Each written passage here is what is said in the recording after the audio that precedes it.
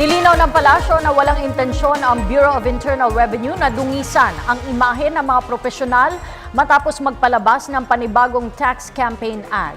Samantala, muling pinaalala ng palasyo na maaaring makasuhan at makulong ang mga hindi nagbabayad ng tamang buwis. Si Elena Luna ang ating tagapagbalita.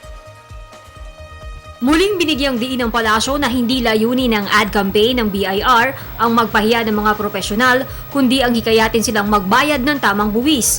Ito'y matapos ang patuloy na pag-ani ng mga negatibong reaksyon sa pagpapalabas ng mga campaign ads. While it looks at the professions that seem to be paying less, it does not shame the profession itself. It shames those who do not pay the taxes.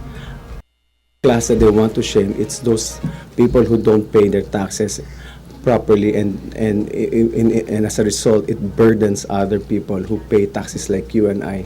Ayon sa kalihim, maraming buwis ang makokolekta mula sa mga profesional. Paraan aniya ito para hikayatin silang mag-ambag sa pambansang ekonomiya.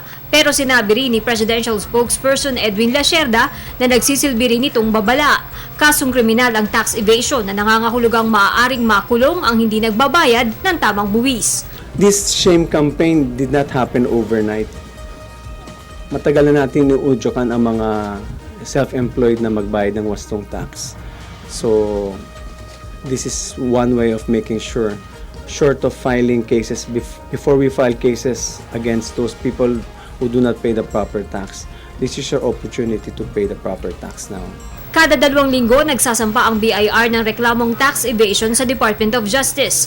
Ayon sa palasyo, nasa Court of Tax Appeals na ang ibang mga sinampang kaso, habang ang iba naman ay sumasailalim na sa preliminary investigation ng DOJ.